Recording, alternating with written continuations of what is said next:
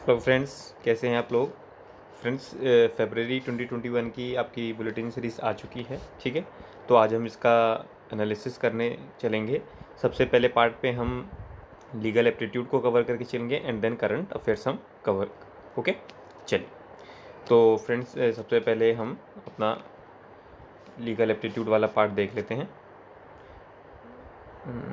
Legal aptitude ये रहा। ठीक है, तो फ्रेंड्स इसके कुछ क्वेश्चंस जो होंगे हम एमसीक्यू वो कवर करके चलेंगे। ठीक है, तो सबसे पहला क्वेश्चन क्या कहता है, dash the Indian constitution guarantees 6 fundamental rights. मतलब कि किस पार्ट में जो इंडियन कॉन्स्टिट्यूशन के हमारे फंडामेंटल राइट्स दे रखे हैं। तो फ्रेंड्स इसका आंसर होगा आपका part 3, because it deals with the fundamental right. ठीक है, अब फ्रेंड्स बेसिकली हमारे को पता होना चाहिए कि पार्ट 2 में क्या डील करता है। फ्रेंड्स पार्ट 2 अगर आपने देखा हो तो इससे पहले ही सिटीजनशिप्स से डील करता है। पार्ट 5 आपका मतलब आप सिर्फ जानने के लिए लिख सकते हैं, ड्यूटीज़ ऑफ पीएम। ठीक है ना, और अगर मैं आपसे कहूँ तो ब्रैकेट में आर्टिकल 70। ठीक है, और इसी तरीके से पार्ट 8 क्या डील करता है आपका, पार्ट 8 यूनियन टेरिटरीज़ के बारे में बात करता है, जो कि आर्टिकल 239 से 242 है। ठीक है, तो अगर हमारे को बाकी आर्टिकल्स के बारे में पता होगा तो हम अपने आंसर पे आसानी से आ सकते हैं। ठीक है, चलिए चलिए सेकंड क्वेश्चन रीड करते हैं। कहता है no person shall be deprived of his life. ठीक है ना, लाइफ, अब जैसे ही आपने लाइफ पढ़ा तो आपको कौन सा आर्टिकल दिखाई देना चाहिए, आपको आर्टिकल 21 दिखाई देना चाहिए। ठीक है ना, और dash except according to the PEL। PEL बोले तो प्रोसीजर एस्टेब्लिश्ड बाय लॉ। कहता है कि किसी भी पर्सन को लाइफ का और उसकी डैश का मतलब आप उससे डिप्राइव, मतलब उससे उससे वो ये अधिकार छीन नहीं सकते। तो क्या चीज़ है फ्रेंड्स, वो लाइफ के साथ साथ लाइफ और पर्सनल लिबर्टी। ये आर्टिकल 21 की ही फर्स्ट लाइन है। ठीक है, चलिए, तो इसका आंसर हमारा ए हो गया।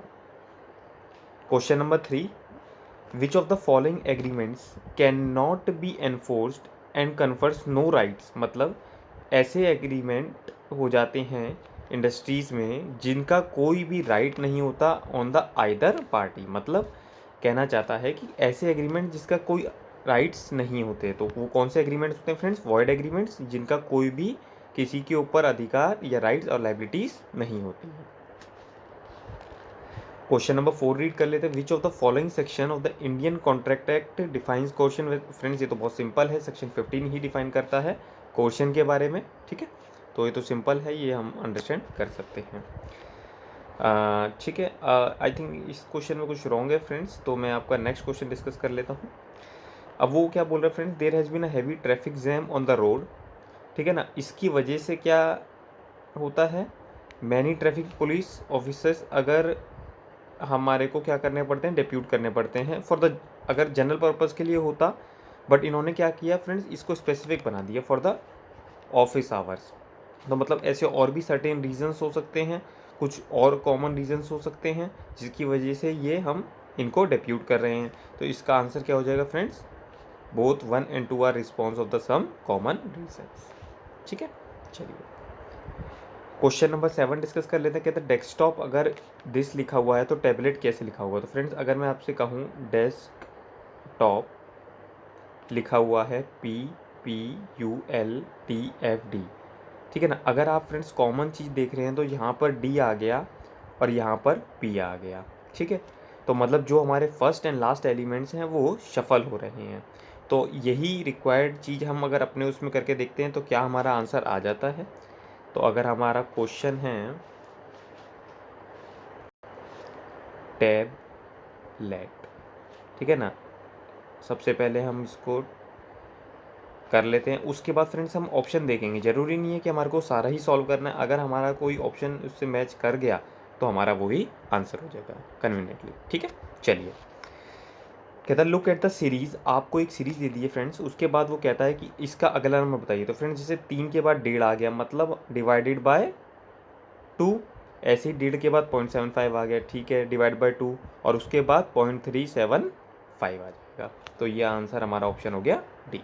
ठीक है, चलिए question number 9, look at the series आपको एक सीरीज़ दे रखी है, आपको बताना है कि इसका कौन सा नंबर आपका नेक्स्ट आएगा।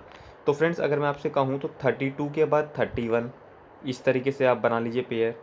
फिर 33 के बाद 32, ये आपने 2 बना लिया। फिर 34 के बाद 33, ये आपने बना लिया। मतलब 32, 33, 34। तो नेक्स्ट क्या आएगा आपका 35। आपका ऑप्शन हो जाएगा ये वाला डी। ठीक है, आप देख पा रहे हैं 32 के बाद 33, 33, 34, 35, 33, 35, 34। वो तो हमसे नहीं पूछा है उन्होंने, तो 35 इसका आंसर हो जाएगा। चलिए क्वेश्चन नंबर 10 डिस्कस कर लेते हैं। क्या बोलता है KHLI is coded as OLPM। तो पोस्ट कैसे कोडेड होगा। तो अब फ्रेंड्स अगर हम देखें तो KHLI का रिलेशन देखना पड़ेगा पहले तो OLPM। तो जैसे आप देखते हैं फ्रेंड्स JKLMN 3, HIJK 3, 3, इसी तरह से 3, मतलब 3 का डिफरेंस आ रहा है। तो अगर हम पोस्ट को देखेंगे और उसमें 3 अल्फ़ाबेट्स अपना रिस्पेक्टिवली जोड़ देंगे तो P के बाद क्या आता है QRS, तो अगला क्या आ जाएगा हमारा T। O के बाद क्या आता है PQR, उसके बाद क्या आ जाएगा हमारा S। क्या अब इसी से ही हम अपना आंसर देख लेते हैं, क्या हमारा पहला नहीं होगा, तीसरा नहीं होगा, चौथा नहीं होगा, तो दूसरा आंसर हो जाएगा। ठीक है, तो फ्रेंड्स इसी के साथ हमने पूरी लीगल एप्टीट्यूड की हमने सीरीज़ कंप्लीट कर ली है। ठीक है ना, और उसके बाद हम अभी करंट अफेयर्स का भी डिस्कस करेंगे पार्ट। तो friends for the examination purpose आपको एक आइडिया होना चाहिए, इसलिए मैं इसको अलग अलग पार्ट में करता हूँ, जिससे कि अगर आपको बिफोर द एग्जामिनेशंस भी अगर आपको देखना हो तो सिर्फ रिस्पेक्टिव पार्ट देखें। आपको ज़्यादा टाइम नहीं वेस्ट होना चाहिए कि भाई आप दिस एंड दैट में लगे रहते हैं। ठीक है ना, चलिए फ्रेंड्स, थैंक यू।